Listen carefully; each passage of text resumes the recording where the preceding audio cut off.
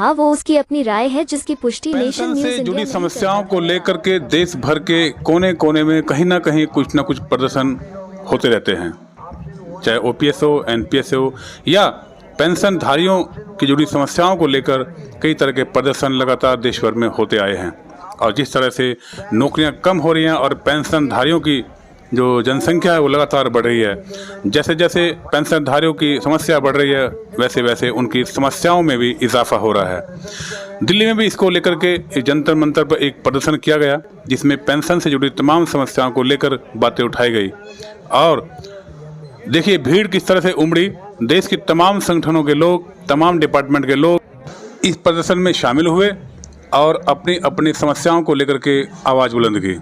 All India BSNL हो या railway हो या अन्य दूसरे डिपार्टमेंट के लोग हों, बैंकों के हों, तमाम तरह के लोगों के जो समस्या हैं पेंशन से लेकर के, उन्होंने यहाँ पर दिल्ली में बड़ा एक प्रदर्शन किया और काफ़ी लोगों की भीड़ जुटाई। इस कार्यक्रम में देश भर से लोग जुटे थे, चाहे साउथ से हो, ईस्ट से लेकर नॉर्थ से साउथ तक, पूरे डिपार्टमेंट के लोग अपनी समस्याओं को लेकर के जुटे। इसी को लेकर के हमने आए हुए कुछ लोगों से बातचीत की तो उस लोगों ने समस्याओं को लेकर के क्या क्या नमस्कार, आज हम जंतर मंतर पर और आप देख रहे हैं कितनी बड़ी तादाद के अंदर यहाँ भीड़ है और भीड़ भी उन बुजुर्गों की है जिन्होंने पूरा समय अपना गवर्नमेंट को दिया है। हमारे बीच में ऐसे साथी हैं। सर क्या नाम है आपका? SP Singh. SP Singh sir, आप अपना पूरा इंट्रोडक्शन दें। हाँ, मैं जॉइंट जनरल सेक्रेटरी हूँ। हमारी all India railway pensioners welfare federation है जिसका मैं जनरल सेक्रेटरी हूँ, जिसके 5 लाख से ज़्यादा मेंबर्स हैं जी। ये तो बहुत सर्वविदित है कि पेंशनर्स की संख्या आज कामगार की संख्या से कहीं अधिक हो गई है और आने वाले समय में इनकी संख्या और बढ़ती जाएगी। अभी यहाँ पर ये जो एक जॉइंट संगठन सारे भारतवर्ष से एकत्र हुआ है, सारे पेंशनर्स संगठन यहाँ पर एकत्र हुए हैं और पेंशनर्स की समस्याओं का निदान कराने के लिए, अपना मेमोरेंडम देने के लिए, अपनी ताकत को प्रदर्शित करने के लिए यहाँ आपके बीच में है। डिमांड क्या है सर, आपकी मांग क्या है? अभी एक तो सबसे बड़ी बात आ रही है कि जो 60 साल के बाद 80 साल में 20% बढ़ता है, वो हमारा कहना ये है कि वो 5-5 साल के बाद 5-5% के हिसाब से बढ़ करके और 80% में 20% आए 80 वर्ष में। तो इस तरह से ये ऐसा एक समस्याएं इसमें क्रिएट हो रही हैं।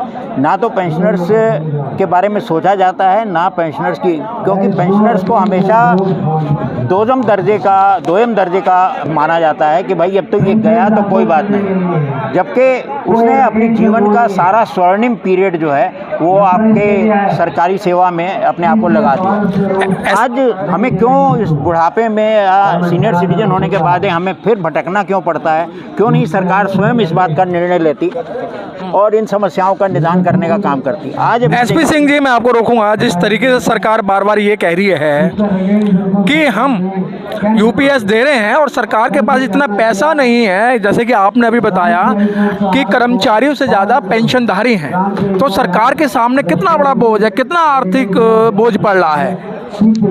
ऐसा है, पेंशन कोई चैरिटी नहीं है, ये कोई दान नहीं है, ये अधिकार है। और वो अधिकार है, हमने जो 36 वर्ष और 40 वर्ष अपना जीवन का खून आपको दे दिया, आज हम बुढ़ापे में हैं तो आप हमको कहोगे कि हम पर एहसान कर रहे हो, आपके पास पैसा नहीं है। तो इसका मतलब बेटा जो है वो माँ बाप को घर से उस समय निकाल दे जब वो बूढ़ा हो गया और कहे कि मेरे पास पैसा नहीं है तुमको पालने के लिए। देश चल रहा है और कह रहे हो कि विकास कर रहा है देश। ये विकास है कि जिनको लिए आप ये कह रहे हो कि आपके पास पैसा नहीं है, उनको खिलाने के लिए पैसा नहीं है, उनकी रोजमर्रा की जिंदगी को जीने के लिए पैसा नहीं है, उसको बुढ़ापे में आप मरने के लिए छोड़ना चाहते हो। ये दुर्भाग्यपूर्ण बात है, इसका हम विरोध कर रहे हैं और हम लोग विरोध करते रहेंगे। और ये जो कहने वाले लोग हैं उनको ये महसूस करना चाहिए कि वो भी किसी दिन रिटायर होने वाले हैं और जब वो रिटायर होंगे तो उनके लिए भी अगर कोई ऐसा कहा जाए तो आप उनके पर क्या मनोस्थिति पर गुजरेगा, इस बात का आप अंदाज़ा लगा सकते हैं। तो आज जो हम लोग जो ये डिमांड लेकर के आए हैं वो डिमांड सारी जेन्युइन है। वो सारी चार्टर्ड ऑफ डिमांड्स लिखी हुई हैं, वो सारी जेन्युइन डिमांड्स हैं और उन डिमांड्स का हमें पूरा करवाना है और हम निरंतर इसमें संघर्षरत रहेंगे। जीवन हमने संघर्ष में जिया, अब हम बुढ़ापा भी हमें संघर्ष में ही गुजारना चाहते हैं। आज धरने पे आने का जो मेन मकसद था आपके सामने है और मैं समझता हूँ कि मुझे इसमें विशेष कहने की कोई आवश्यकता नहीं। यदि कोई आप कुछ जानना चाहें। हमारे साथ एक और पेंशनधारी जुड़ चुके हैं। सर, क्या समस्याएं हैं, आप किन समस्याओं को लेकर यहाँ आए हैं? सर, मैं राजस्थान सवाई माधोपुर से आया हूँ। हमारी समस्या ये है, हम जो BSNL के रिटायर्ड कर्मचारी हैं इनको 7वां वेतन पे कमीशन 2017 मिल जाना चाहिए था, जो सरकार ने हमें नहीं दिया है। और जबकि और दूसरे सेंट्रल गवर्नमेंट के डिपार्टमेंट ने सरकार ने उनको दे दिया है।